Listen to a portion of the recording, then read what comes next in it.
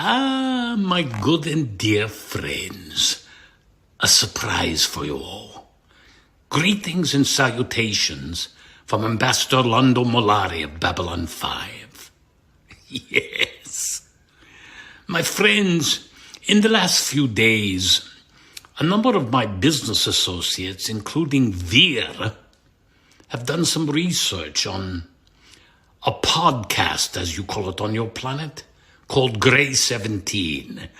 You know this podcast, Grey 17? Yes, we have done some research on it, and we are here to celebrate it and tell you the good and happy news that it is about Babylon 5, about the stories of Babylon 5, the characters, the relationships on Babylon 5, and it is a great deal of enjoyment and fun. Won't you be a part of Grey 17 podcast?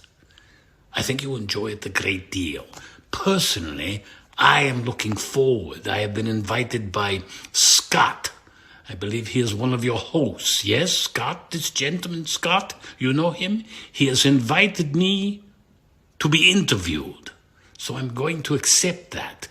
And on some future day, we will be able to have a question and answer, as it were, on Grey 17 podcast. In the meantime, enjoy it. Have a good time.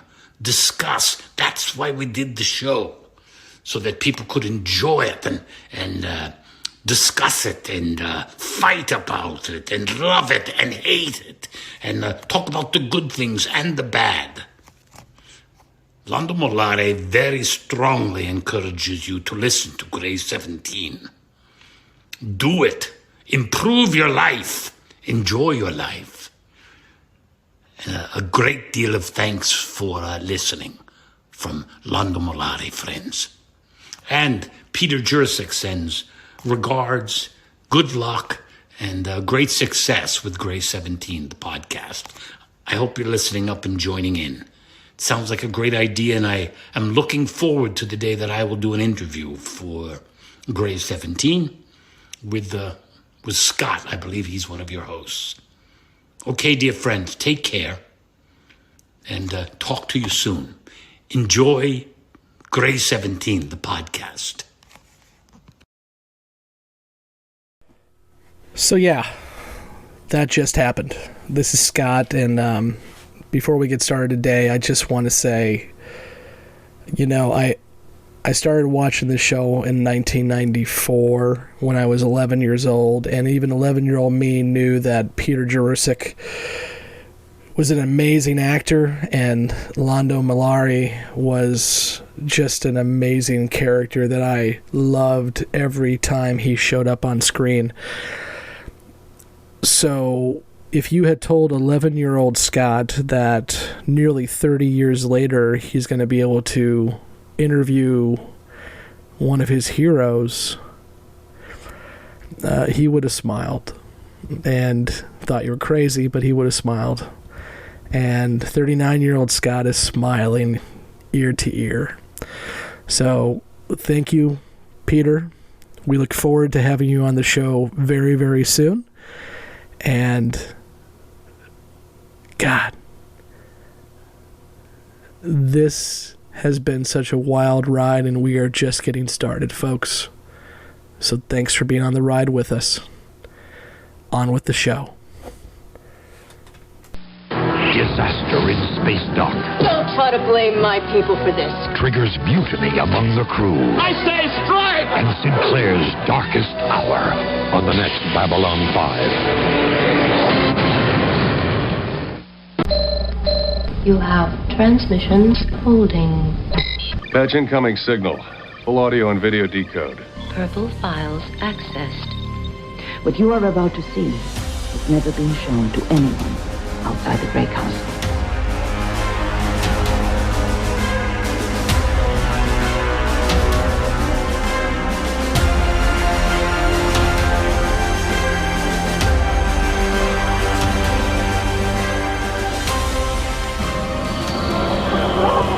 And so it begins.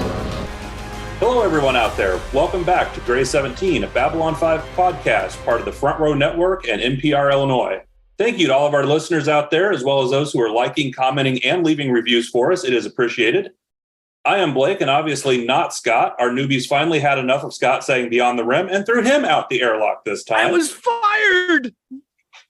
So Scott is still around, sort of. He's just floating out the airlock somewhere. With me tonight is... God, that's kind of dark. Andrew. Mike. Jessi. Evan. Emily. Scott, I got tired of hurting the cats, so now Blake gets to hurt them for a week. Enjoy. Nicole. And John. And welcome back, John. Rest assured, you have not been out with Mimbari or have a hole in your mind, but you have been on vacation, and you've missed a few episodes with the group, so wanted to give you a chance. Do you have any thoughts or observations on any of the episodes that we have reviewed and watched during your absence?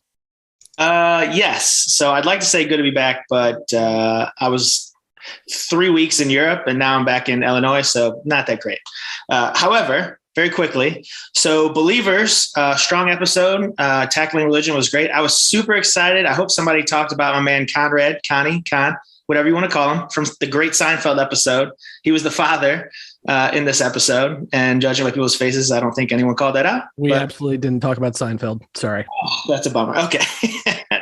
But that episode was great. Franklin is an ass. One common theme from this episode and then the next episode, Survivors. Apparently, it seems as if you can do whatever you want and there are no repercussions. I thought they were supposed to be military officers, which is quite shocking to just blatantly just disregard orders pretty significantly and basically kind of go on about your life as if nothing matters. As usual, Londo is amazing, awesome. Too underutilized. I liked his part in Survivor. I will say I laughed super duper hard, and we'll take a turn here again that Ivanova had one of the best parts so far with her, joking like, oh no, yeah, Garibaldi let him go. I'll just sit here and knit. I thought that was fucking hilarious. I was super dope and stoked. She finally got something that I enjoyed. And I was very bummed out that we didn't really get to see her part at the end there with, her action. It just kind of was like, oh, by the way, I guess she made it. So that was kind of a bummer. Didn't get a single scene with the president. I thought that was a bit odd, but I assume he'll be coming sometime soon. Signs and portends.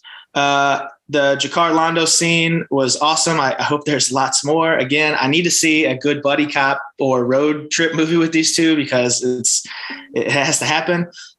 When we caught Delenn in Signs and Portends, I thought she was playing Cones of Dunshire for Rexian. I got excited and then realized way too early for that. Couple of other things. Yet again, the highest ranking officers seem to be right on the front line. So Garibaldi goes out and Ivanova goes out. Sinclair's always rushing. I'm like, man, do you guys not know how to double date? This is crazy. Did you just say Ivanova? Really? Seriously? This is what happens with our chat. Ivanova. And then lastly, Kosh and his shenanigans and an ominous stranger there in the last episode, Signs and Portents. Excited to see where that goes, and hopefully you guys had good conversations about that. I've got some other notes, but I'll save it. Those were kind of the big things I wanted to. Oh, one last thing. I'm sorry.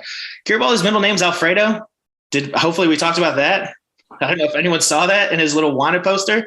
So it was Michael Alfredo Garibaldi. Hilarious. Yeah, I think that's about it. Glad to be back. All right. Thank you, John. And also, we have a little new thing for supporters of our podcast. We have a Patreon account now. Scott, you want to jump in a little bit with that and also recognize some of our first supporters? Yeah. So there was a crazy idea on our Facebook community where people wanted to pay us to do this. And we're like, well, that's weird, but sure, whatever. So we went ahead and created a Patreon. And we're really excited that we've already got some Patreon supporters.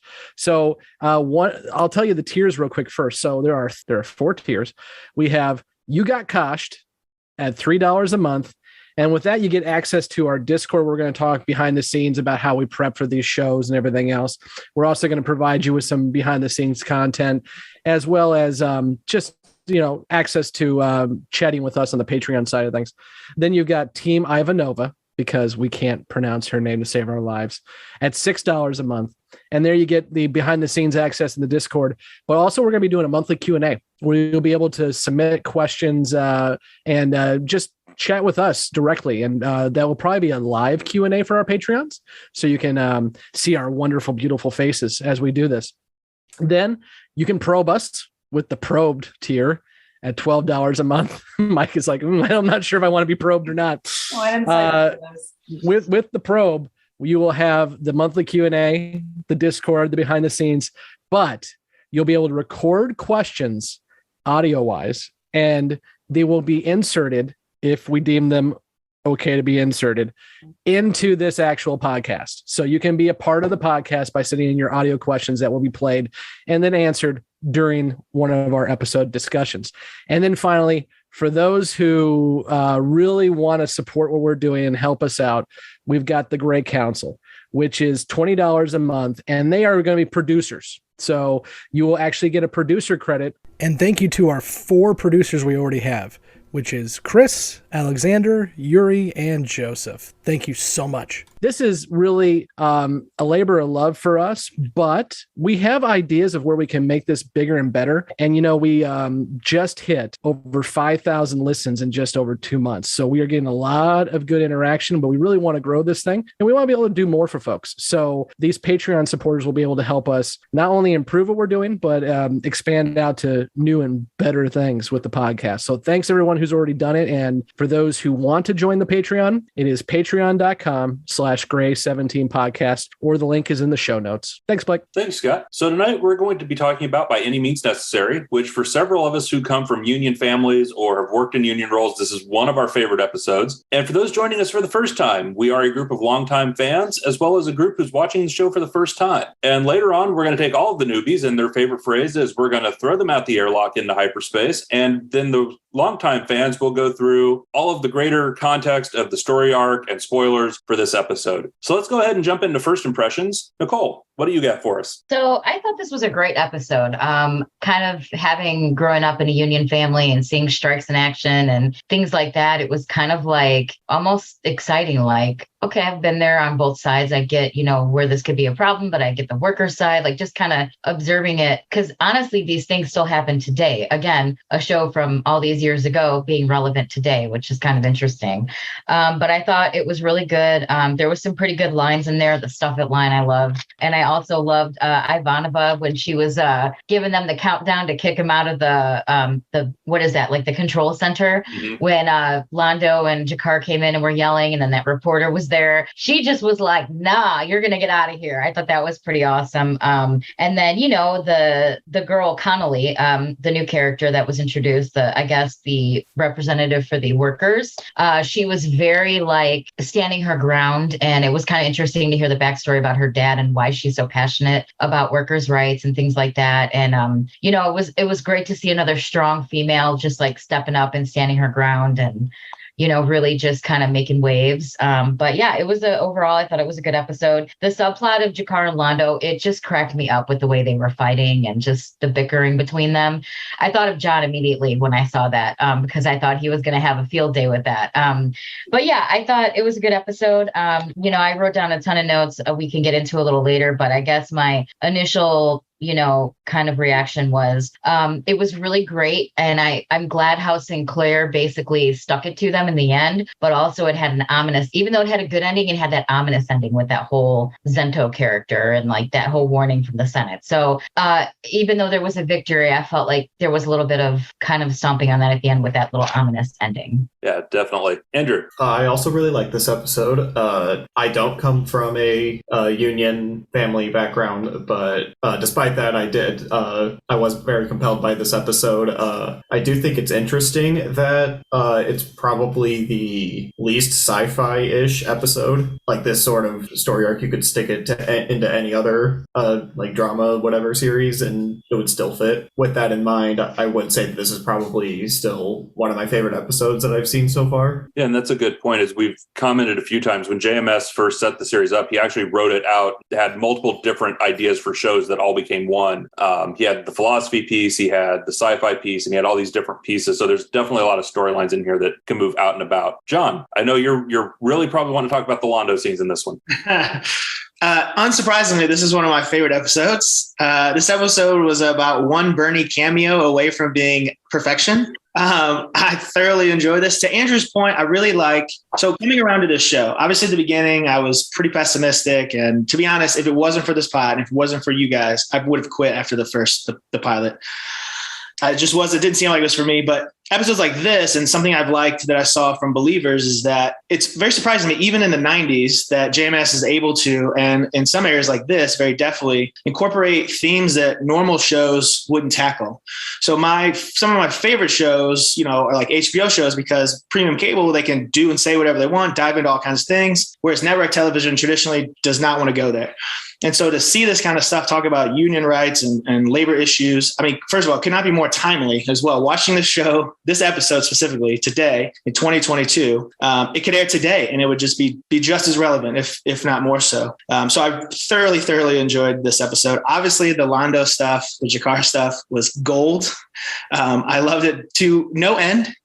Huge fan of Londo just rocking those PJs, FYI, those red PJs. I got to get a robe. I'm not a robe guy, but after watching him, I got to get a robe, I think. There were a couple of things that stood out when I very first saw the dock workers, though. So I did notice they were all human, which I thought was interesting from two perspectives. The first is okay, so if Earth is really the driver and they're paying, it would make sense they probably, especially what we've heard, put a lot of humans in there. But it's also a little telling that no other, species wants to help out, or there's no interest in making it more, Sinclair's mentioned a couple of times about it being, it has to be a port for everybody. We have to be very inclusive. We have to be blah, blah, blah. And so the fact that there weren't any other aliens in the guilds. Now, maybe some of the other guilds that have them, but no other species kind of stood out. But I'll save some of the stuff for later. But again, I got to tell you, this was one of my favorite episodes so far. This and Born of the Purple, for obvious reasons. Blake, I don't want this to go by without making sure everyone caught this. John just said he somewhat likes Babylon 5, and I think that's very important that we get that in writing, recorded right now for future reference. And Ivanova. Remember to click record, right? Oh, yes, we are recording. We're fine. Good. So we got that. Yes. Ladies and gentlemen, we got it. Don't just skip by it, though. I will say, I told both Jessi and John that you would come around, and I thought it was going to be signs and portents for both of you, but actually Jessi came around a little bit sooner than that. So awesome. Well, listen, I'm still iffy on Ivanova. Okay. I didn't say she was my favorite character yet. I just said she had a really good scene. She's coming around. If this Ivanova keeps coming, okay. Every time you say Ivanova, we get comments. Stop it. Ivanova. Justin's out sick tonight and we're still getting this crap. Stop it. You said you enjoyed her. So let's roll it back and everybody listen to John talk about how he enjoyed her being on screen. For those that want to talk about John's pronunciation, you can send your hate comments to gray17podcast@gmail.com directed to John, and he will be happy to respond to you personally about his issues. Emily, what have you got for us? So, I thought this was a good episode. And how has no one mentioned that Mr. Zento was a smarmy wanker who needed to be punched in the face? And I actually feel kind of bad for the actor because his face is kind of punchable. So, it was a good episode. And I like how Sinclair got the best of him. But that not so subtle threat, I was like, okay, so which group is mad at him? Is it the space fascist, whatever their name was? I forget because I don't like them. Or is there like a new group that's going to be introduced that's now angry at him? And will the Minbari now have to protect him? So, it's a cool episode. Surprised it's taken us this long to get someone called a wanker on this podcast, honestly. Right. When I did my video commentary on YouTube for this show, I called him a douchebag. So wanker works too. Yeah, that works. Then I called someone else a wanker a few episodes ago. Oh, did we? Was it blonde fuck 1 or 2? I don't remember. Okay. Jessi, what have you got? I learned my first Babylon 5 swear word today. Swak. He was like, it came from Jakar and it sounded just like fuck. And I loved it. So now instead of saying fuck, I'm going to say swak and people are going to think that I had a stroke. So we're going to move on from that. I loved the union leader, the union rep. I loved that she was a woman. She was funny. She laughed with them. She was very relatable. I had a good time watching this episode. And I'll tell you this, it's one of the first first-ish times that I feel like I'm excited to enter into their world. Like instead of just watching it as a show that you're forcing me to watch, it was like oh, this is cool because it's like an imaginary world and everything's like weird and fun. And so, yeah, I liked it. Had a good time. Right. This episode, I've commented before, there's a few episodes in Babylon 5 that I've actually quoted outside of things. And I have been a union rep. And one of the lines I've used as a union rep came from this show. And it is don't hand someone a gun unless you know where they're going to point it. Yes. I can't give the details of the situation, but there was a issue when I was a union rep and it came up and I looked at a director of HR and used that exact quote. So this is a fun episode for a lot of things. See, I thought it was the one where Sinclair's in the council chambers and says, I haven't slept in 2 days and I'm grouchy, so don't try me. Crappy. No, that's when I hit you with the newspaper. I didn't need a quote for that. I just hit you with a newspaper. It happens. All right, so let's jump in with our other thoughts and commentary and start off with some of our longtime fans. Mike, any thoughts on this episode? Yeah, I really like this episode. I think it's another one of these episodes like Believers that's a really solid premise. Not even necessarily sci-fi. I mean, this is the kind of storyline that I would imagine seeing in something like a Law and Order, back in the 90s, just translated into a different piece of scenery, which I think is kind of interesting. I think the performances by a lot of the A-cast were really good. I continued to love the interactions between Londo and Jakar. I did think a lot of the B-plot actors their performances were kind of weak. But overall it was good. I really like this one. Kevin. I also really like this episode. I always enjoy seeing John Snyder, who I think was on the show already. So this is his second time around with the show, but people know him from Star Trek as well. But yes, he was a smarmy wanker, but he did serve a very interesting purpose for the plot and did a good job doing that type of part, which is not his norm. Usually he's the super nice guy type. So showed some range for him. As far as the show goes, I thought this was some good insight into the inner workings of the station and the kind of control that the government seems to have over dock workers and the unions in general, which is good to know they still exist in the 23rd century. But overall, I did enjoy this episode quite a bit. I thought it was good to see Commander Sinclair get the best of the situation in the end. And of course, we'll dive into it in a minute. But all the Londo and Jakar stuff is really cool in this episode as well. It's funny, and this episode's especially relevant now because we've been having a discussion in the background chat and with some folks on various platforms of social media and YouTube that, especially as the talk about a Babylon 5 reboot comes, and some people out there claiming that the new show shouldn't be woke and it should avoid some of those issues. I think this episode's an example of sci-fi in particular, and especially Babylon 5 has always been what you would call woke. And Scott, I think you actually have some insight off the Usenet. There was a particular act mentioned in this one, the Rush Act, and you have the context on why this was called this. Yep. So way back in the day, it was asked why it was called the Rush Act, and JMS pointed out it was absolutely named after Rush Limbaugh, who JMS pointed out is one of the greatest American proctologists of all time. That's awesome, because I literally wrote down, what is the Rush Act? I hope they tell us what it is. That answer could not be more fucking perfect. So that's pretty good. If you're thinking, I want my old Babylon 5 that was conservative, I'm sorry. That's not what's going to happen here. Nothing about this show has given off a conservative vibe up until this point. I'm not going to get into the fanboy hate right now. One day I will. But the whole it's too woke is whenever you use the word woke, I want to punch you in the face. I want you to know that. And if you're one of our community members, I'm sorry. If you use the word woke, like Star Trek is too woke now, or I don't want the Babylon 5 reboot to be woke, I want to punch you in the face. Physically, just do it. Just to put it on record, fuck Rush Limbaugh, fuck his legacy, and fuck anybody that listened to him. Yes. Yes. May he not be in memory still bright. And that's a Babylon 5 reference you guys won't get for 2 years. And Andrew, you've got your hand up. What have you got for us? Quick question. What does one have to do to become the world's greatest proctologist, or whatever you called him? Be an Andrew, did you asshat. just ask us who Rush Limbaugh is? I'm only 23. Oh my God! That's actually here good. we go. Time out. Don't damage This is his actually innocence. good. This is actually good. I just said, may he be in memory, not bright. If the kids don't remember Rush Limbaugh, I'm okay with this, because if his memory is just erased from this freaking earth, that's not a bad thing. I'm sorry. Either way, I'm just going to Google it after the show. So He was Alex Jones before Alex Jones. Yeah. He good way to sum it up. He started actually as a sports commentator and realized there was more money in rallying up conservatives on hate radio. And so he did that for 40 years and just passed away last year? Question mark? Yeah. After getting the Presidential Medal of Freedom, by the way. He gave us broadcasters a bad name. Hey, I got a question for you too. I'm not looking for questions, but if you're just giving out answers, I heard them say New California. Do they dive into what the makeup of like Earth is? Well, that wasn't Earth. New California was on Mars. Maybe it was another colony, but it's definitely so. Whenever the only part of California that no longer exists is San Diego, because we heard it got nuked.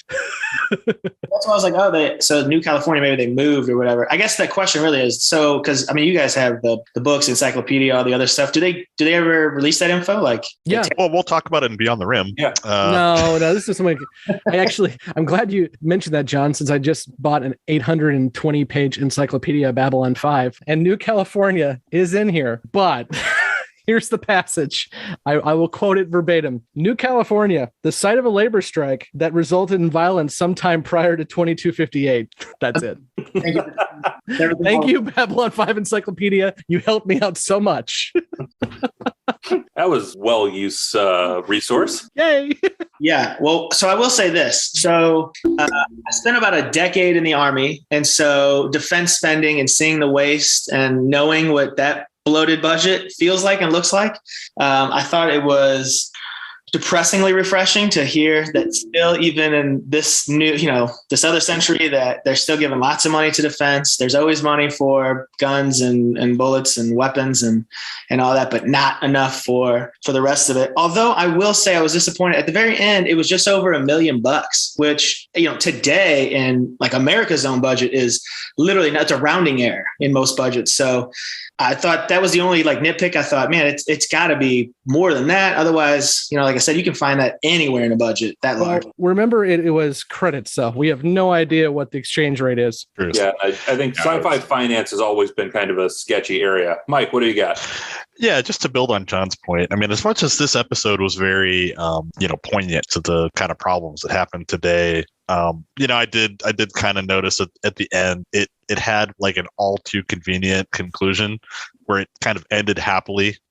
Sinclair got some threats, but everything kind of wrapped up. The good guys got extra money, blah, blah, blah. And it's like, yeah, I definitely wish that was how it actually happened in real life, but it just isn't. One of the other things I noticed was Sinclair's 5 o'clock shadow came and went a couple of times during the episode. That's the one thing, John, that I noticed too on this episode is Sinclair's looking a little rough. And, at the end of the episode, he says he's been up for 2 days, but even at the beginning of the episode, before everything starts pulling at him, he's got some 5 o'clock shadow going. He's got some bags under the eyes.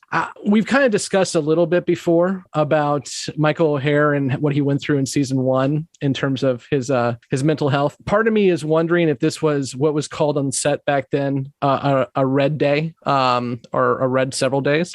But then also I was doing the online commentary on our YouTube account, plug, and one of our commenters who was there with me actually mentioned that Michael O'Hare was doing another side gig while this was in production. And so he showed up and was looking a little tired because he was filming something else the same day. And they said, we're just going to go with it. And so that's where we're at. So I dug into that, Scott. Please. It's not on his IMDb, but he was doing Broadway at the time. He was not in a show. He was an understudy and a backup for one of the leads in a Broadway production. So he was basically jetting back and forth between the production in California and this rehearsals for the production for Broadway in New York at the time. That's the only overlap I could find was with this Broadway show. Well, that would definitely make you look like you have bags under your eyes and a 5 o'clock shadow. So, yeah. But I think it works for the episode because seeing him gain, everything's going wrong. And then after he's dealing with all the stuff with the labor relations, we then have to deal with Jakar and Londo being Jakar and Londo. I mean, it make anyone look like they want to jump off a cliff. And to that point, we joined the episode where there are already clearly problems going on. Mm-hmm. Ships are waiting off port. So I mean, it's probably been a hard couple of days even before it really hit the fan. Good point. Nicole. What did Garibaldi say to him? You look like day old bread. It just made me think of that. Like he was pointed out to him. He's like, no offense, Commander, but you look like day old bread. I think that was the phrase that he said. And he's like, oh, I feel like it. Or basically he was like, yeah, I feel like shit and I'm tired. So just to kind of, obviously we noticed it, but people on the show, like it was written into the show to point out how rough he looked. Yeah. So I will say Sinclair's gotten a lot better throughout the season. I think these last 2 episodes were, for me, probably the strongest. How he handled this episode, right? The negotiations. To Mike's point, it was a little too cookie cutter in terms of cleaning it all up. But when you combine that with last episode, with his maneuvering with the raiders and their ships, I thought that was great. Now, my only beef there was, hey, man, you had 2 different fleets. You could have had one, the ship's defenses holding those guys, and you could have sent, Ivanova and her crew out to the main ship. But anyways, but regardless, I think he's really coming into his own. I'm starting to like him a little bit more as well. And I think these last 2 episodes have kind of shown, why he is the commander, why he is in charge. Well, and mentioning that, John, too, this one in production order is one of the later produced one. This one was like production order 14. So a lot of the ones we've been watching before this were produced a lot earlier in the production order. And now we're finally getting into those that were produced later in the series after the actors had had a chance to develop into the characters and really pick those pieces up, too. That is one of the things that really, when you think about the story arc with the serialized nature, how they did that, but also still bounced around the production order and made it all fit around too. Scott. The new host skipped me over for first impressions, so I'm going to shotgun this real quick. A couple of things on this episode. One thing I wanted to point out first is the writer of this episode was Catherine Drennan. No one knows who Catherine Drennan is, but JMS did, because she is JMS's ex-wife and was wife at the time when she wrote this. And the reason why I point that out, for one, it's a really good episode. She did a great job writing it. Before this, she had done a lot of writing on TV. She had an internship with The Next Generation, which promptly ended when they started working on Deep Space Nine for obvious reasons. But JMS back in the Usenets pointed out that he did not want her writing an episode. She begged him for about the year between The Gathering and here. And he hates nepotism, according to him, and didn't want her to write it. So what he did was he made her go through a freaking gauntlet to get this episode aired. So usually when you do TV writing room like this, you give several different pieces before you give a full script. You go in there, you give an outline, you give a premise of what you're trying to do. With this, JMS told her, you will write the whole script from beginning to end, and then you'll turn it in, and we will have everyone read it. And if anyone says it's bad, it's not going to hit the air. And everyone liked it. So it made it on the air. So I think it's just interesting that she had to go through a lot more to get this script to the air. And I think it's one of the stronger ones. The other thing I wanted to throw out real quick was Kevin mentioned that he liked John Snyder. I'm sorry. I think he's the weakest part of this episode. I think Katie Boyer, who plays Connolly, I think she does a great job. And I've seen people like her in the labor movement, and she fits that to a T. I think she did great. But I've been, Blake, you mentioned you've been on the labor side of things. I've been on management side of things. We don't send people like that in to negotiate, because all it's going to do is make everyone hate everybody. So this guy would never be a labor negotiator, and he just comes off so smarmy. And yes, it's the writing on the page that is doing it for him, but he played it over the top, and it's the weakest link of the episode for me. That's what I got. 2 things. First of all, let's all boo Scott since he's management. So boo Scott. Boo. Hey, you know what? Every year my teacher union came to the school board when I was doing management, they got pretty significant raises. So you can have allies on management, just saying. Secondly, JMS's little hurdles he made his wife go through kind of sounds like it's the reason she became ex. Well, if you read Becoming Superman, you'll know exactly why she becomes his ex. They're actually still really good friends, but there are reasons, and it's not this episode. Well, and Scott, you mentioned in there with the over-the-top character, and I think they even answered that, though, within the plot itself. Yeah. Was it Senator Hidoshi? Mm-hmm. Flat out said that he felt like they were sending this guy in to cause exactly the scenario that happened. It's like they sent this guy in to blow up the negotiations. You're right. But so I think they kind of explained some of that even within the script itself. The counterpoint to that, though, I would say is they said he's one of their best negotiators. So sooner or later, he had to actually do a job and not this. Yeah. And I'll certainly argue that the actor does a better job playing the nice guy like he did on TNG. But at the same time, I didn't get the over the top impression that you got. Mike. Really? Because I felt like he was a Bond villain in this. Yes. I mean, that's a good description right there. Yeah. Well, and actually, this is a good segue off of what Scott just said about the episode kind of tying things up. I think there's an answer. I don't know who said it in their first impressions about how all the dock workers were human. I actually think this episode kind of answers that question by stating that the first thing I wrote down, my very first note, was that Senator Hidoshi references or refers to Babylon 5 as a military base, not an embassy. It's a military base. It is very much Earth run for Earth. And we know Earth is probably not the good guys, or at least some elements within the Earth government are not favorable to aliens. And then the second thing with the whole dock workers and the fact that they're government employees, they're under contract from the government. So it only makes sense to me that in a universe where Earth is maybe not the most hospitable to aliens at this point in time, that they're only people they're hiring are probably humans to work on their quote unquote military base. Since you mentioned the dock workers, real quick, just one more thing I'm going to throw in and I'll shut up is we talked about the other two actors, but I actually think Jose Ray, who played Eduardo, was great in this too, because if you ever work with laborers, Eduardo is a laborer and I freaking love it. And I'm all for it. So Jose Ray did a great job in this one too. Hey, man, some of us have been laborers, bro. You know what I mean? Then you probably have seen an Eduardo or worked with an Eduardo. Maybe you were Eduardo. All right, maybe. I work construction a little bit. I did some concrete work. And by work, I mean, I did all the, manual labor the skilled workers didn't want to do. So I hauled a bunch of shit and carried a bunch of shit and broke up a bunch of shit, carried a bunch of shit. I'm getting flashbacks to the last scene of Office Space where he's just digging through the rubble and I'm just putting your face on there and it works out pretty well. Unlike Peter, I was not happy about it. So we've talked a lot about the A plot on this one, and I want to touch on the B plot a little bit because we kind of dive back into religion with this one.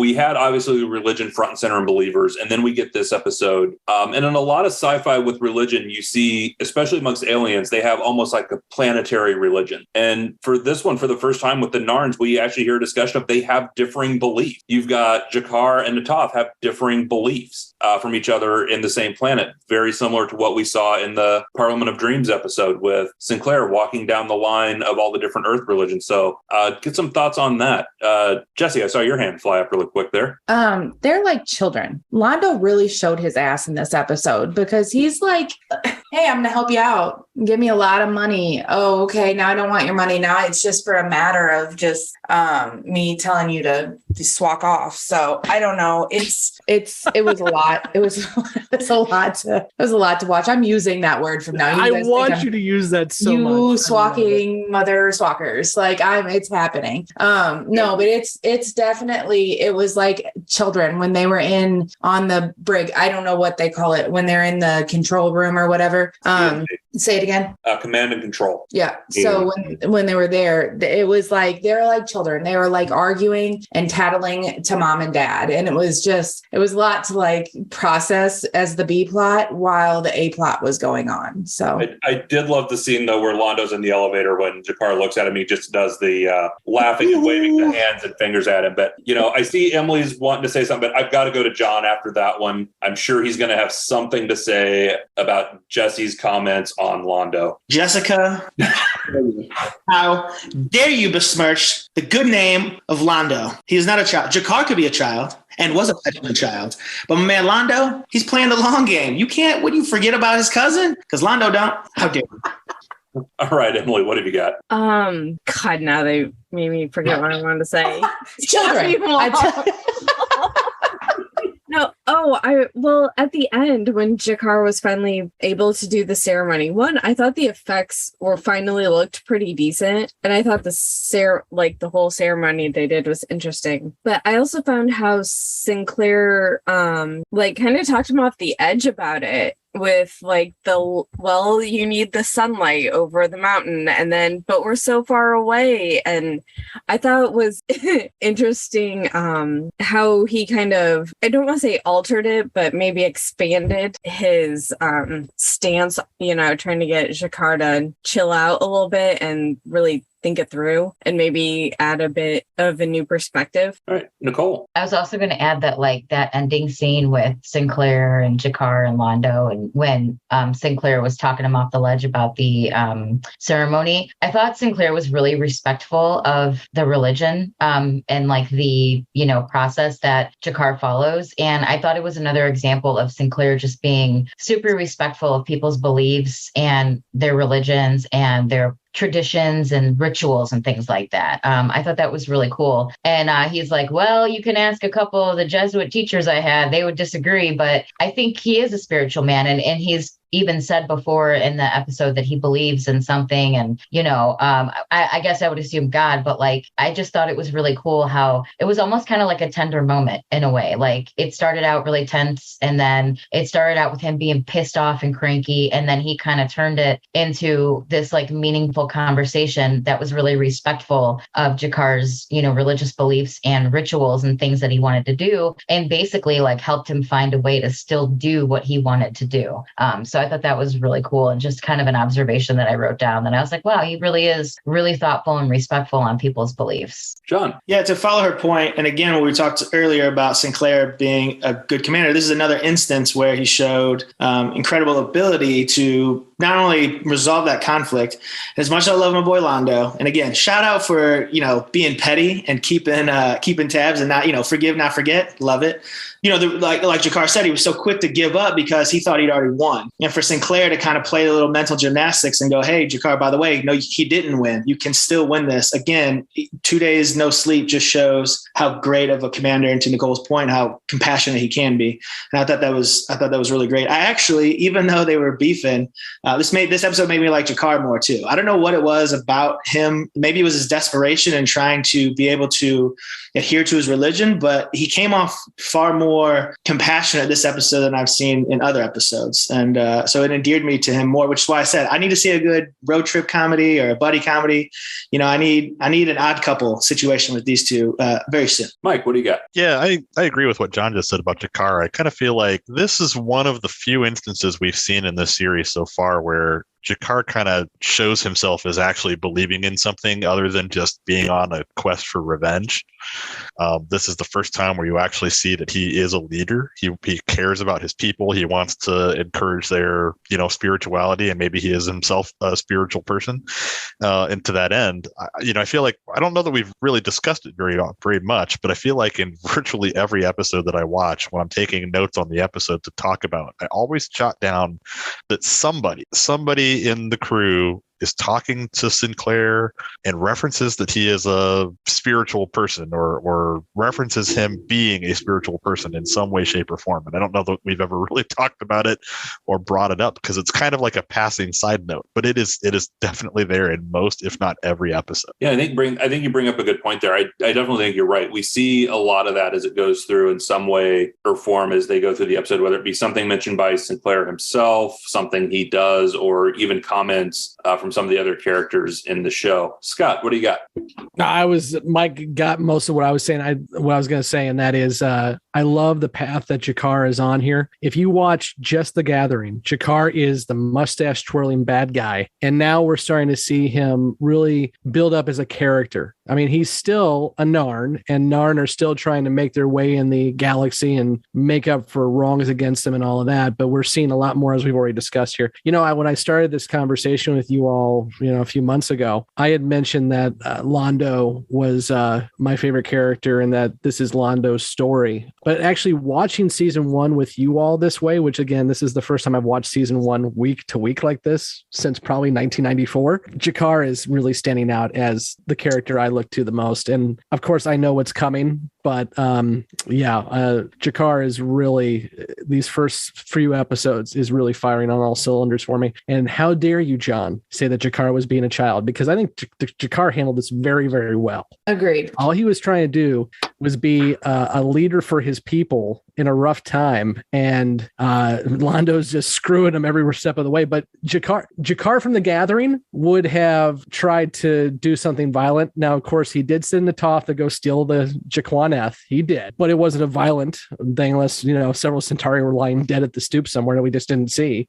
He's trying to do things differently, and I appreciate that. Nicole. I also just wanted to kind of go back to, and I think somebody might have touched on it, the conversation that he had with Natoth about how there are different, I guess, religions in the Narn, which was kind of interesting to hear. And she kind of was like, I believe in myself. I don't really believe in anything. And he was having that discussion with her. And I thought that was kind of almost a tender moment too, a very real moment between the two of them, because you don't really see conversations like that between Natoth and Jakar very often, or we haven't so far. I thought, a lot of the stuff that they usually talk about is him ordering her to do something and telling her to do this or go get this or go here or go do that. So to have them, even though it was a short conversation, it was a little bit more depth between the two of them that you typically see. I thought that was really cool to kind of see. And it kind of gave you a little bit more insight into Jakar, like Scott and, Mike were saying. Like, I thought it was kind of nice to see a different side of him. Because as you know, from the beginning, I didn't really like him. And he is growing on me. And this episode is also another kind of, point in kind of transitioning me over to not hating him. So, but yeah, I thought that was a really cool moment. Welcome to Team Jakar, Nicole. Welcome. The one thing I will add for that too is, you mentioned the multiple religions. When you see the scene that Emily pointed out at the end, there's 250,000 people on Babylon 5, and there's only about 6 or 7 people, praising Jaquan. So there's probably a lot of sects, S-E-C-T. Even almost spelled it. Don't get excited, John. I had to spell it because John immediately put his hands in the air like we were having a party. I'm like, no, there's a lot of sects. Oh, speaking of putting hands in the air, I kept wanting to refer to their religion as worshiping Jamiroquai. Jaquan, sir. Jaquan. On Jessi. Well, and we're giving Jakar a lot of credit right now, but had the Narn been a little bit more freaking patient in the beginning, one, we probably wouldn't have had an episode, and two, he would have had his plant. Yeah, that guy was an idiot. I mean, right. Like, he was being extremely short and pissy with Ivanova, and for God's sakes. What's gonna start happening is, for those listening, I'm the one who edits these. I'm gonna start editing your butts, and what I'm gonna do is I'm gonna take when you actually say it right, and I'm just gonna insert it. And it's gonna take me a long time, which means I'm gonna start looking haggard like Sinclair. I'm gonna get cranky. That's fine. And this I is live you to not make cranky? your life better, Scott. I am 3 beers in, sir. I am good. I'm never going to say her name right from this point on. Going to mispronounce everyone's name. Ivanova, Ghirardelli, Sinclair. Well, if we're talking about mispronouncing names, it's not Jakar, it's Jakar. Because as JMS just retweeted a few days ago, the way it came to that, and this is I love Andreas Katsoulis. He went to JMS and said, I've decided he's no longer Jakar. He's Jakar because he's French. And JMS is like, okay. I guess he's Jakar now. I knew it. See, this is why I take Londo's side. The French are assholes. I was just... Don't get him started, people. Jesus. Old Alfredo Gabagouli. Exactly. I hate you all. Before we get completely off the rails, does anyone have any last thoughts before we get into questions and predictions from our newbies? Is there anything more relatable than this whole episode being the fault of hiring the lowest bidder on a contract? Yes. Bureaucracy. Amen. I wrote those two things down. I go, you can always count on Earth to give the job to the lowest bidder, and you can always rely on Earth's answer to union bust. Glad something's never changed. Amazing. 100 years in the future and government contracting is still a thing. What have you got for us, Clippy? I wanted to circle back to what Scott said, not to just disagree, but, well, I'm going to disagree because Bring it. I think the only time that John Snyder's portrayal really got into the eating the scenery territory was when he was really trying to intimidate Sinclair in particular and the station personnel, because he never really got that with the dock workers. He was just like, well, if that's your response, I'm gonna, just bring in the military to do what we want. But I think he got the impression earlier on that Sinclair was pretty uninterested in going the way he wanted to. So he was using that to really intimidate Sinclair into doing what he wanted. And so that's why I thought the portrayal was really good. But you're free to disagree. I'm sure you will. as you're free to be wrong, sir. So it's fine. Well, I mean, are you just going to forget about the scene when he sat across from the union negotiator? Because it was pretty hammy. Yeah. The jump was pretty hammy. One of the other things I love seeing in this labor relations piece is Garibaldi's piece in this, and the fact that he is with quote unquote management, but even as it's pointed out in another world, Garibaldi would have been a laborer like everyone else. So I like seeing him torn on this, and I liked seeing that even though he's following orders, he's doing so in the best possible way, and you get that a lot in any kind of situation like this where somebody's put in a bad situation. Their true personality is going to come through, even if they're having to follow orders like that. And I appreciate what Jerry Doyle did there. And Nicole, can we start a new count for when Garibaldi shoots the shot? Because I feel like he was hitting on that labor lady, that negotiator chick. I shouldn't say chick, that's offensive. The negotiator woman. I feel like he was kind of like, hey, how you doing? And I feel like Garibaldi just shoots a shot all over the place. He just lets it go. He's just looking to hit on the ladies and Nicole, really, I know what you're trying to say here. He is definitely going to show her his favorite thing in the universe. Yes.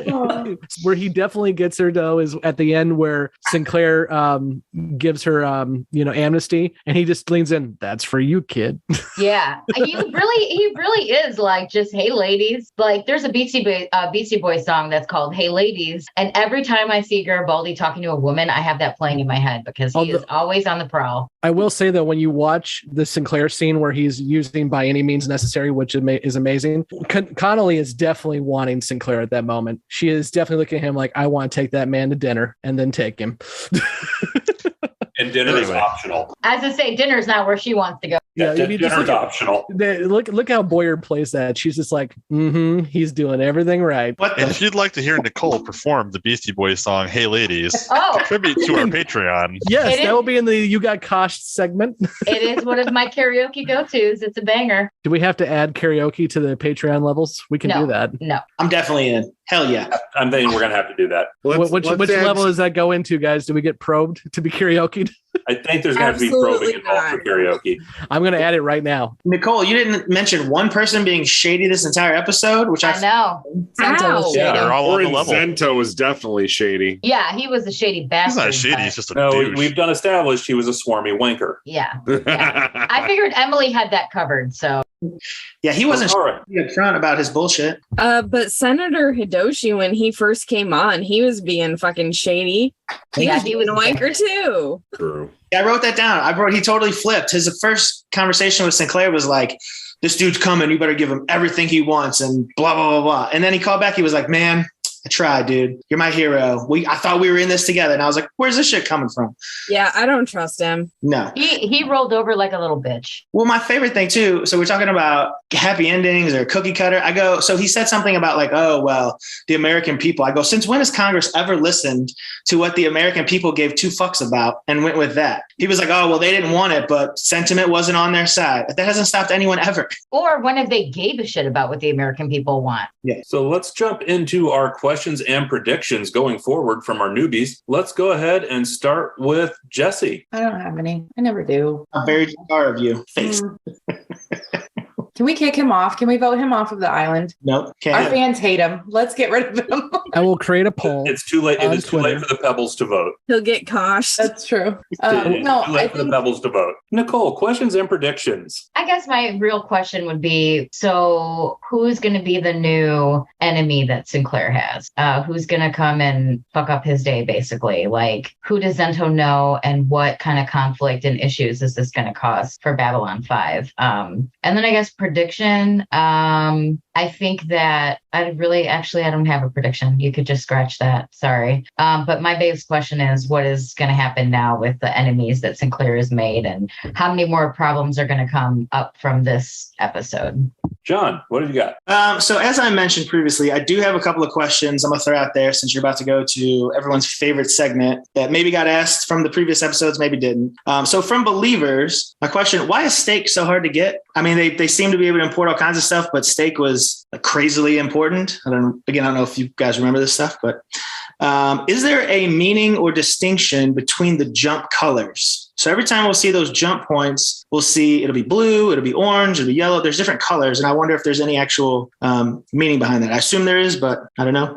At the end with the parents, is that not murder? How are they not immediately arrested for killing their kid? We just let that go? Ghirardelli, again, security pretty lax on the ship. I hate you. The Survivors episode, and I only bring this up since we talked about in a previous episode. You guys had alluded to the different military uniforms. So I noticed the presidential detail, they would look like they were wearing dress uniforms because she had her medals on and displayed, which she also had significantly more medals than Sinclair had. Shout out. So is that a thing? Do they get into the different types of uniforms at some point and kind of address the different attire?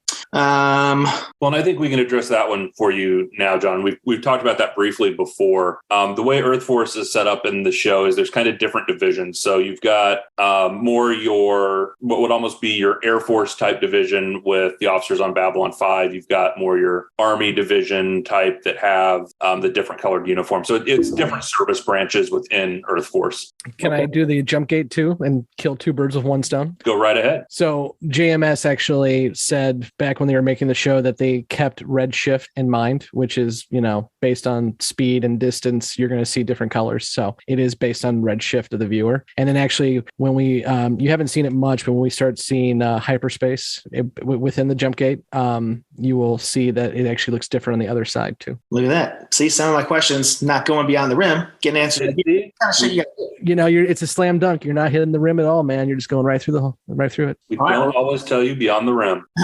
Let's keep going. Okay.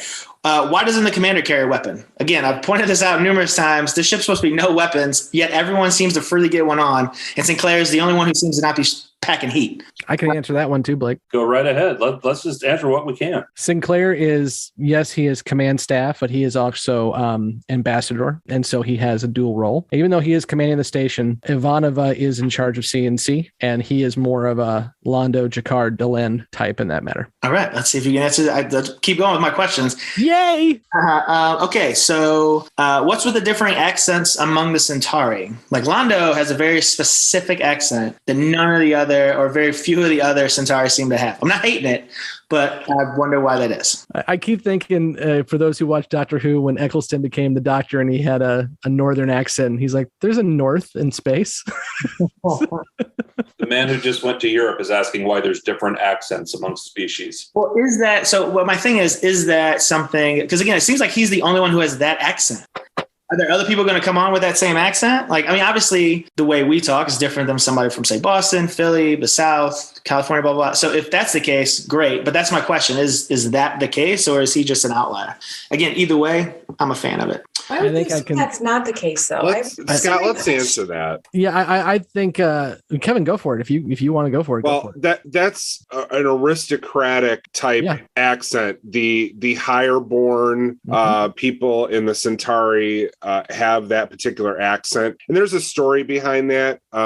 He started using that accent right away, and they liked it, but not all the actors that were Centauri used that accent, either because they couldn't really approximate it or because they didn't think it was necessary. And so that definitely is a Peter Jurczyk creation, but some of the other highborn use that. Signs and Portents, the other gentleman, Centauri gentleman in that, he used a form of that accent, and you're going to see other characters that are highborn Centauri use that as well. And I think, as Blake mentioned, this is production number 14, so we're getting a little deeper into the season, but as we get deeper, and then obviously when we get to seasons 2 and so forth and so on, these characters are more fleshed out. So that means they're going to start telling the guest actors to come in and say, hey, you got to follow suit on this stuff too. So you're going to see it a lot more. I think part of it is you're just seeing folks coming in off the street, and the show at this point has hit the air, but not by much. And earlier episodes hadn't even hit the air when they were producing these episodes. So people hadn't figured out what was going on yet. Another last question, or 2 last questions, I think. So what is the control on the ship? Because from Signs and Portents, it seems like anybody and everybody can just access the CNC. They don't have, control of that anywhere. And then I think maybe Nicole mentioned it, but what do the Minbari really want with Sinclair? After Signs and Portents, obviously that's still a huge question that I'm still hoping to be answered. And I don't really have a prediction at the moment, except that Londo's awesome is going to keep getting awesome and Jakar can suck it. The end. Mic drop. Can we all please stop calling it a ship? It's a station. It's a space station. It doesn't go anywhere. Honest, I wondered how long it was going to take Kevin's head to explode over that. Got tracked that. We're 14 episodes in? Yeah. I let it go for a while. I just want that on the record. Well, part of it too is you're not used to this. I mean, of course, if you've watched Deep Space Nine, you're used to a station, but most folks think sci-fi, they think spaceship. Hey, listen. Every time Justin has called it a ship, I have watched Kevin twitch. Yeah. It is. There's many reasons why Justin makes that is a lie. No, it's not. It's a military ship. Mike said it. They said it this episode. It's a military base. It's moving. It's a ship. It's a military ship. I hate you all. Andrew, don't bring me into this. Technically, if it floats, it moves. So I'm just saying. Floating. It's actually technically falling, orbital dynamics and all. Yeah, I feel like falling matter right now. Does it orbit? Yeah, it's orbiting Epsilon 3. Oh, I thought it was just stationary. No, it's in orbit of Epsilon 3. We've been told that. We didn't get told Epsilon 3? Yes, we have. Yes, we have. It's the moon or planet or whatever you want to call it behind the station. I almost said ship. Okay, quit talking over Andrew. He's got his hand up now. Andrew, questions and predictions. And if you say none. Just one prediction. I forgot the character's name, but John Snyder. He's going to come back. Zento. Orin Zento. He's going to come back, and also I think the Senate as a group is going to be more like a collective villain. And that's all I got. Andrew, I need you to ask, when's this show going to start busting for real? On God. We're trying to get that young demo, dude. You're our key into that. Start throwing in more slang. Hey, I got you, fam. Oh, my. Oh, boy. For those playing the home game, I can tell you how much fam we got right now. And the percentage of people who are age 0 to 17 is still 0%. And the percentage of people 18 to 22 is 2%. It's our number one demographic. And I'm feeling you guys, 35 to 44. You're our number one demographic. Thank you. Yes, you old fogies. Let's get back to Emily for Emily's questions and predictions. Okay. Question. Will we ever see the president? At this point, I'm not even convinced he exists. They just could be like Weekend at Bernie's thing him. As far as I know, it's a whole Weekend at Bernie's situation. Well, John did say Bernie was about to make a cameo, so.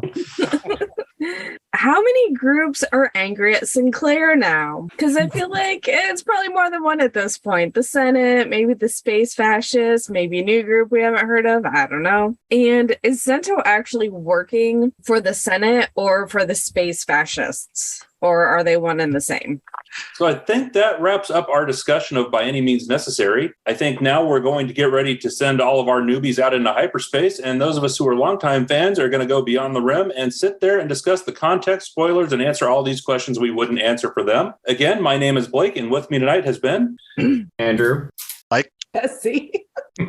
Evan. Emily. Scott. Nicole. And John. Blake, you are nicer, by the way. You're sitting in the hyperspace, whereas I sent him out the airlock. I love it. Blake has his own catchphrase. You sent him out the airlock and they fired you and put me in here. So I know. So I just sent him to hyperspace. You did a good job today. That was really good. Yeah, that was great. Very good, Blake. Nice job. Kept it 100. Newbies. Yeah, he kept it 100. Be gone, newbies. Be gone. Bye, guys. Bye. Thank you for listening to Grey 17, a Babylon 5 podcast. You can find all the places to listen to this podcast and links to our social media accounts at anchor.fm/Grey17podcast. We want to hear from you, so please join the discussion on Facebook and Twitter. Be sure to subscribe and leave a review. Grey 17 is a part of the Front Row Network and NPR Illinois Community Voices. You can find all the Front Row shows at thefrontrownetwork.com. Grey 17 is not affiliated with, and this podcast has not been prepared, approved, or licensed by Warner Brothers or any other owners of the Babylon 5 copyright. All audio clips included in this podcast are the intellectual property of their respective copyright holders. They are included here for the purpose of review, and no infringement is intended. The opening and closing Babylon 5 themes are available from Falling Matter on YouTube. And what's out there? The rim. And beyond that, the truth.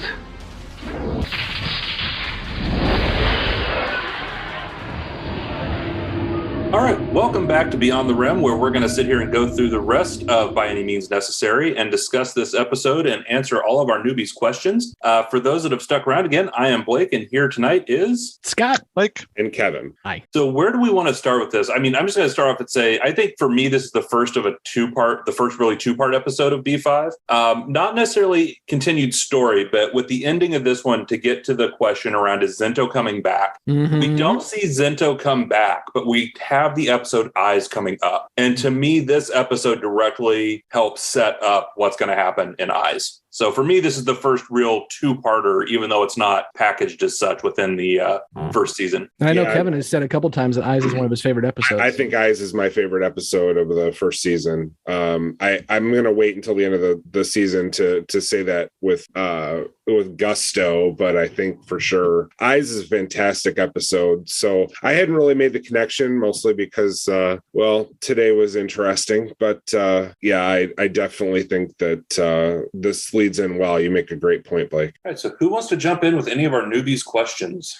Before we do that, can I just talk about Jaquan? Because that's obviously not a question because the newbies have no idea who Jaquan is. But oh my God, so much is started with this episode because we not only Jaquan himself, which we will find out later on. And actually, ironically, I'm doing a discussion with our Yum Yum friends at the Yum Yum podcast later tonight. I'm going to record it. I don't know when it's going to drop, but we're doing Ship of Tears, which is when Garibaldi, who is reading the book of Jaquan, realizes that the shadows wiped out all the Narn telepaths in the last war. So it's kind of a nice little connection there. But this is the first time we do hear about Jaquan. And we also, again, as Mike pointed out, a couple others point out too, we get to see Jakar's spirituality, which, as we all know, Jakar is going to become a religious icon and religious leader and write his own book of Jakar. So I just love the fact that, again, with season one, even in episodes that seem like bottle episodes, we get these little tidbits that are going to come back. And Jaquan makes me smile because that's such a huge part of Jakar, but it's also a huge part of the Shadow War. One thing while we're talking about the Narns and Jakar, and that, John had mentioned a couple times he wanted the buddy cop story or the companion story. I think we're actually going to get some of that as we get into season 2 and 3. There's the bit where Londo goes back to Centauri Prime and Jakar goes with him as a bodyguard. But the other episode, when they were saying they wanted some of that playoff between them, and you see it a little bit, and it's more of a dark episode, but it's in The Rock Cried Out, No Hiding Place. Yeah, one of my favorite episodes. Fantastic episode. But where Londo uses Jakar and the Narns to get rid of Lord Rifa on Narn, so to get to John, he's going to get to see that interaction, especially when we hit into season 2 and beyond. And he'll really get to see how that plays out with those two characters. And because their story, as we all know, it's so woven together. I mean, their story ends together, and they make that point repeatedly throughout the series. Blake, since you mentioned and The Rock Cried Out, No Hiding Place, we're recording this 3 weeks before it drops. So at this point, it's going to be old news, but Marva Hicks, who was the singer of the choir during The Rock Cried Out, just passed away a few days ago. That scene where the choir is singing on Babylon 5 with Night Watch there, which makes it even more of a hard episode. And then you're seeing the Narn just lay waste to their captors. It is an amazing episode. Mm-hmm. But yeah, we just lost Marva Hicks, who was the singer for that. One of the questions that Emily brought up is, how many groups has Sinclair ticked off? And we found out in Eyes that Sinclair's definitely ticked off, significant portions of the military, to the fact that, Colonel Zane shows up with Harriman Gray and just decides to try to lay waste to his career. I'm starting to wonder here too. We've talked about trap doors. We're now in episode 14. It is clear at this point that O'Hare's mental issues mental health is showing up. I'm wondering if this is starting to lay of a trap door. I mean, obviously the conversation is Sinclair's pissing people off because he's having to be the commander of that station. But as we know, the reason why Sinclair leaves at the end of season 1 is he is moved to be the ambassador to Mimbar. And I'm wondering if they're kind of laying the groundwork here of Earth Alliance is just finally saying, we just don't want this guy in charge anymore. We need one of our guys, which is going to be Sheridan, of course. And I think that was more about the president after this president, Santiago's killed. I think that's more about Clark doing that, though, don't you think? Well, and they have a comment, though, in one of those early episodes with General Haig. Yes.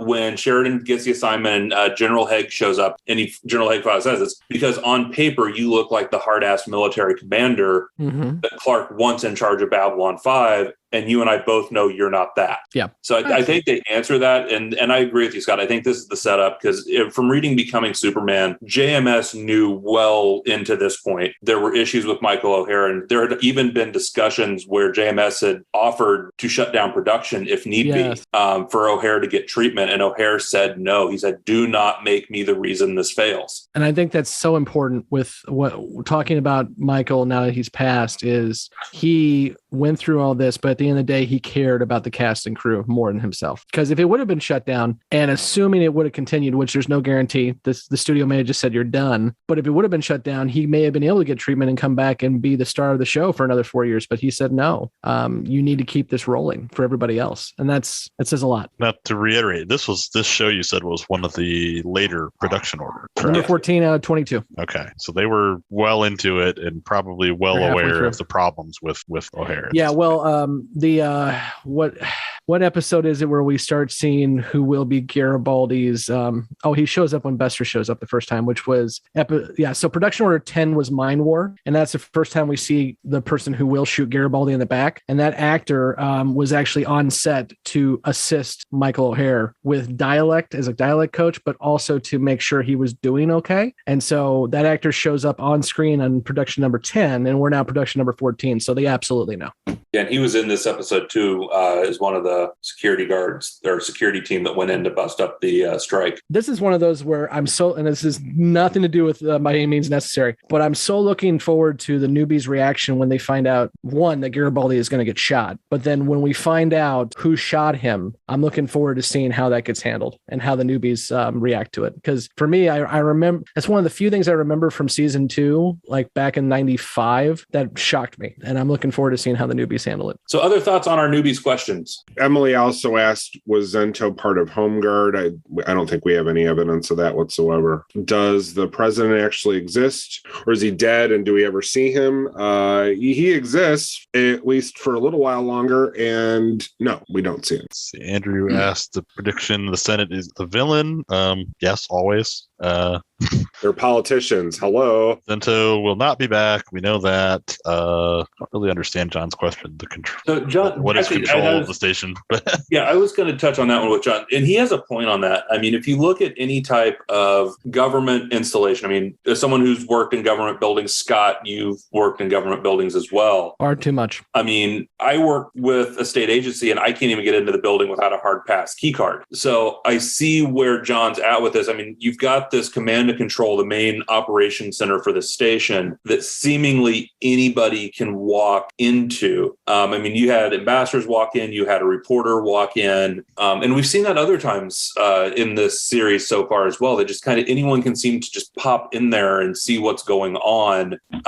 So I get John's question about what are some of the security controls or protocols for who has access to what on this station. And even if you look at, it's not so much visible in this one, but as you see more, especially in later seasons, the commander's office or the captain's office, that's also seemingly just an open door to a hallway. There's no actual door to the station commander's office either. Well, so I think that's some of his question is, you know, especially for someone with a military background, is how does that work? Well, it's interesting in this episode, because we pointed this out. I could almost see the reporter having access because they have some kind of a press badge that grants them access, and they're placed on B5 deliberately to be an agent of the press. But the head of the union doesn't necessarily have any business wandering through CNC. And honestly, the fact that they referenced B5 as being a military base would tell me that the ambassadors also really don't have any business being in CNC, in my opinion. Unless invited. Yeah. Yeah. And I think I commented on this in one of the previous episodes too, where it seemed like anybody could just ride the L train and get off at the Viper hangar too, which is another area of the station that I would think would be super sensitive and super secure. And it just doesn't seem to be the case. I mean, frankly, people come and go out of the ambassador wing all the time too, apparently. So I love how you just mixed your sci-fi there. The Viper hangar. Did I say Viper hangar? Star Furies. Yeah. It's cool. Well, hold on. To my defense, they call them, Kevin talked about this. They call them Viper Base, don't they? Cobra Base. Cobra Base. Okay, now I'm different confusing snake. snakes. right. I knew what I was trying to say. No, that was good though. You mixed your metaphors. It was great. Yeah. Mixed your sci-fi. But yeah, I and then we'll see later on when the Alliance starts being the Alliance, is they will move their command station or center down to the bowels of the station where people can't get to it, and it takes Jakar up until Ship of Tears, which again I'm talking about tonight in a few minutes, to get to see it. So anything else that our newbies brought up that any of you want to address or talk about? I don't have anything that the newbies brought up, but I want to throw out a shout out to our community one more time too. We're recording this a few weeks in advance, so this happened 3 weeks ago now, but I want to thank Janice Schnell. I threw out on Twitter and Facebook that I'm looking for a document that was released by JMS. It was only given to people who bought a certain amount of volumes of scripts, since there's not many out there, and I need it for a discussion that we're all going to have once we get past Chrysalis. And within 20 minutes on Facebook and on Twitter, Janice got a hold of me and said, I got it. What do you need? So this community is amazing. I love you guys for all your help on this. For those who are wondering, the document I was looking for is the original memo that went to Warner Brothers discussing the outline of the original show, which also includes a discussion of Babylon Prime. And we'll talk about that after Chrysalis. So thanks, Janice, for being an amazing community member, and for everybody else who's just been so helpful. You're awesome. There was a question for John about why is steak so hard to get, which they've also talked about coffee being hard to get. I would guess that has a lot to do with global warming, but that's just my assumption is my assumption isn't even that. My assumption is perishability. You can't can a coffee bean plant. You can't can actual prime steak. You can freeze it, but at that point it's not exactly good. So I think the whole point is they're talking about how do you get out that far past several jump gates freshly butchered steak, and it takes a lot because you're going to have a direct route from Earth. It's going to have to not stop anywhere else, and that's going to cost money. That's how you brought up a good point there. I think this is one of the inconsistencies in the series too, because they have it in this one where this stuff's hard to get, but then you've got the episode after the station breaks away from Earth, and it's Garibaldi's birthday, and he manages to get the ingredients brought in to make pani cauda. Yeah, but that one took a while to get, and that was the whole point of the episode. It took doing, but it was still resolved within an episode type. It wasn't, like a major. Yeah. It was the biggest obstruction there wasn't getting the stuff, was getting it from the post office. Speaking of your comments on bureaucracy, that scene with the post office guy is amazing. So it's more getting it from the post office bureaucracy than it is actually getting the items to the station. The items got to the station. Even with them being broke away from Earth, the items got there. It was just getting them out of the post office. I think, to me, that's just one of the inconsistencies, but not a major one that takes away from anything. Yeah, I think there is an inconsistency, generally speaking, with the speed at which things move in the Babylon 5 universe. John brought up the question about jump gate colors, which, Scott, you referenced as being maybe a direct correlation to how far the jump gate travel is. I do have a big question about just how fast hyperspace travel is, because I feel like at times, what did they say in this episode about how fast Zento made it from Earth to B5? Well, they didn't say Earth. They said that's true. They didn't specify where he was. So he could have come from somewhere, and that's because I was thinking the same thing when I watched the episode. I was like, well, that's a plot hole because it only takes him 12 hours, but they never said he came from Earth. But okay, it does raise the question of how fast do things move in the B5 universe? Because I would have to question whether coffee could go bad, in that length of travel. Well, and I think the argument, and I used the coffee one, but the argument with the coffee was not getting it to B5. It was the space it was taking up for hydroponics. So they needed that space for oxygen producing plants, not coffee. That's fair, but still, I think there are other I hear you that arise from that, and I think also communication, because you notice communication from Earth to B5 is instantaneous. There's no delay, but we've seen in other sci-fi franchises where obviously communication across the vast distances of space takes a long time, and they don't really talk about how or why that's possible, and it's not necessary. But it does just kind of raise questions about what the technology is of this universe. I think any show I've ever watched has had trouble with, really pinning down how long travel takes. Star Trek has done that. Star Wars has done that. Things change over time with these longer series. So Mike, I think the issue with hyperspace travel in a lot of these sci-fi shows is it really does travel at the speed of plot. I mean, it's what they need it to be. By the way, you did say that Star Wars is sci-fi. I'm going to be the guy and say Star Wars is fantasy, not Fuck sci-fi. off. Star Wars is fantasy. Fuck off. There's nothing science about Star Wars. Not true. Okay. Let's talk about kyber crystals. So, all right, I think we've gone through the list of predictions and questions from our newbies, unless we've got anything else we want to throw in as a final comment. No, I feel I've pissed off Kevin enough for one day, so I think we're good. I'd say that is a job well done for tonight, Scott. Thank you, sir. This has been Gray 17 of Babylon 5 podcast. Please leave a review for us. Kevin is begging you to please leave reviews for us. Also follow us on our social media and check out our Patreon page if you want to support the podcast and help us keep this going with this fine, high quality production that we have. Again, I am Blake, and here tonight has been... All the links are in the show notes below, and I'm Scott. What he said, and I'm Mike. And Kevin. All right. Good night. Bye-bye. You should never hand someone a gun unless you're sure where they'll point if you're mistaken.